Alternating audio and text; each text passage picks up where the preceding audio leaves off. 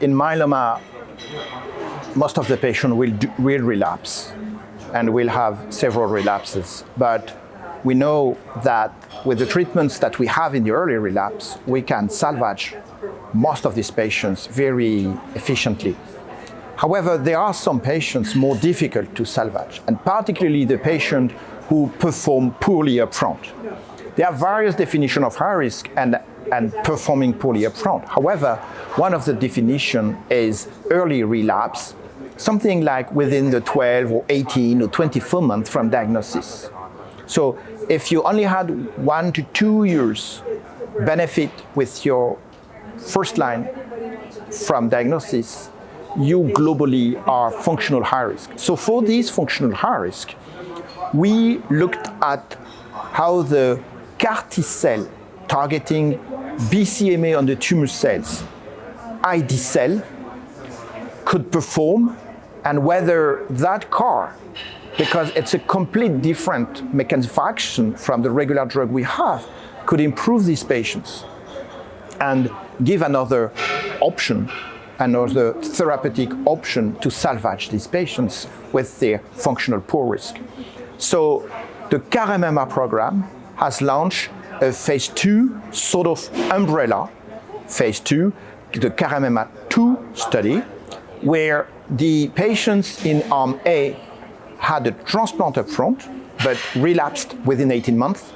The patients in arm 2B, the one I'm disclosing here, were non-transplant eligible up front, but had a relapse within 18 months from diagnosis. And 2C was a different design. So I'm reporting here on behalf of the authors of the cohort KarMMA-2B, the results of ide-cel in that early relapse population clearly characterized with functional high risk. Approximately 35 patients were recruited. The objective was to harvest, lymphodeplete, reinfuse, monitor the patients.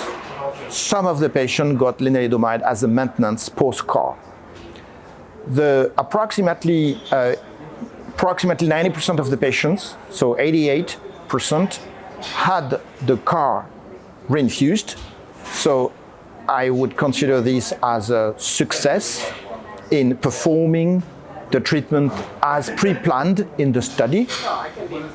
The patients had no regimen, no induction treatment to debulk prior to the CAR. Still, the vast majority of them, we were able to reinfuse these patients. The overall response rate was above 90%. The complete response rate was above 60%. Most of the complete response patients had MRD negativity status, which is a great success in that hard-to-treat population. The median follow-up of the study is slightly below 2 years, 21 months-ish.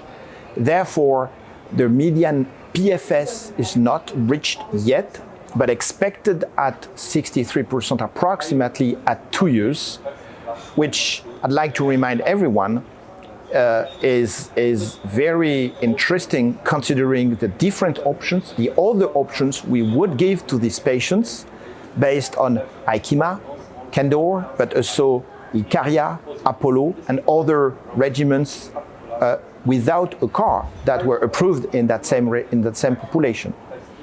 Of course, the patient who reached complete response, the majority of the patients, and even better, the MRD negative, the patient who reached MRD negativity rate at 10 to -5 perform much better than the other patients. And again, this is the majority of the patients.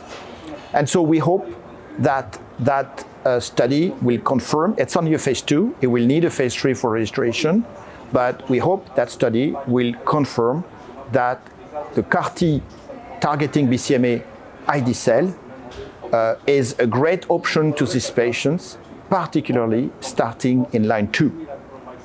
And we'll see with more follow-up if the survival data mature, will confirm our expectations that we have right now. The safety was good. And of course, most of the patients had a CRS, but no grade 3 CRS. Some of the patients had neurological toxicity called ICANS, no grade 3 ICANS. So it really looked interesting, appealing, good, and could become a standard of care for these patients.